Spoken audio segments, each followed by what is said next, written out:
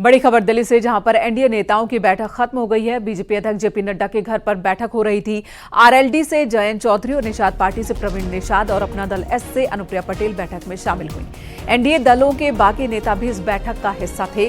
गठबंधन दलों के बीच कोऑर्डिनेशन को लेकर मीटिंग बुलाई गई।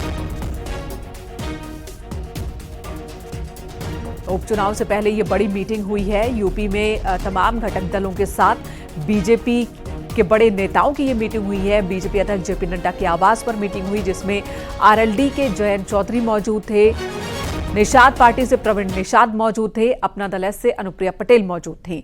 पवन हमारे सहयोगी इस वक्त हमारे साथ जुड़ चुके हैं। पवन, ये बताएं, यूपी में उपचुनाव है, उससे पहले इस मीटिंग का उद्देश्य क्या है, और वो भी तब जब संजय निषाद बार बार कह रहे हैं कि 10 में से 2 सीट पर उनके राजनीतिक दल की ओर से भी पार्टी मौका दे, एनडीए मौका दे कि किसी को उतारा जाए चुनाव लड़ने के लिए।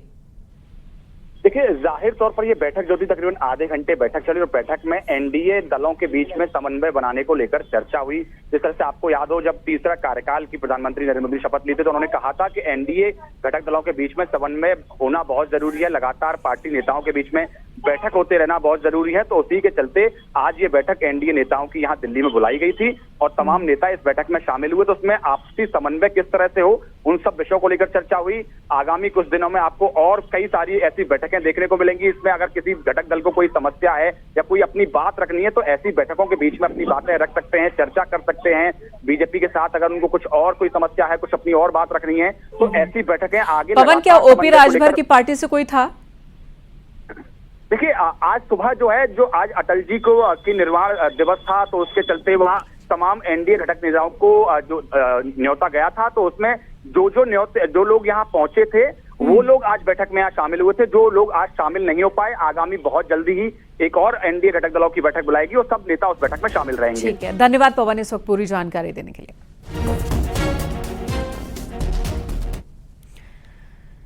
पुलिस भर्ती परीक्षा को लेकर बड़ा अपडेट है। नकल विहीन परीक्षा के लिए फुल प्रूफ प्लान तैयार कर लिया गया है। प्रदेश के 67 जिलों में परीक्षा होनी है। मेरठ की बात की जाए तो ट्रैफिक मैनेजमेंट की व्यवस्था की गई। 5 दिनों में होने वाली परीक्षा पर सीसीटीवी और तमाम जांच एजेंसियों की नजर होगी, ताकि परीक्षा को पूरी तरह से नकल विहीन बनाया जा सके। डीएम और एसएसपी परीक्षा के नोडल इंचार्ज बनाए गए हैं। आपको बता दें, 23, 24, 25, 30 और 31 अगस्त को परीक्षा होनी है।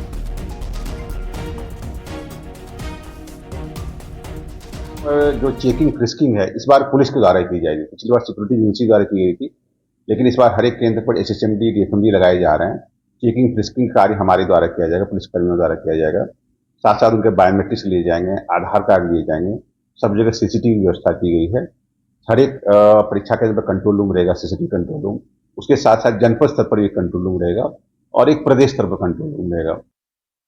उत्तर प्रदेश में पुलिस भर्ती परीक्षा को लेकर फुल प्रूफ प्लान तैयार कर लिया गया है। बात करें अगर मेरठ जोन की, तो मेरठ जोन के 7 जनपदों में परीक्षा होनी है। 5 दिन तक ये परीक्षा चलेगी, जिसे 2 पालियों में रखा गया है और ये पूरी परीक्षा नकल विहीन हो, इसके लिए पूरा प्लान तैयार कर लिया गया है। एडी जोन डी के ठाकुर की माने तो यहाँ पर सीसीटीवी कैमरों और तमाम चीजों से नजर रखी जाएगी, ताकि नकल विहीन परीक्षा बनाई जा सके। पिछली परीक्षा पर्चा आउट करने के चक्कर में रद्द कर दी गई थी, जिसके बाद इस बार पूरे सिस्टम को अपडेट किया गया है। दूसरे मंडल में परीक्षार्थियों को जाना होगा ये परीक्षा देने के लिए, और हर जिले के डीएम और एसएसपी को इसका नोडल इंचार्ज बनाया गया है। वहीं प्रवेश परीक्षा के मुख्य द्वार पर इसके लिए खासी व्यवस्था की गई है कि ताकि सही से फ्रिस्किंग हो, और पुलिस को ये पूरा जिम्मा दिया गया है। तमाम एजेंसियां इस पूरे ऑपरेशन में लगी हैं ताकि पुलिस भर्ती परीक्षा नकल विहीन कराई जा सके। कैमरामैन शिव सुदन के साथ न्यूज़ 18 के लिए निखिल अग्रवाल, मेरठ।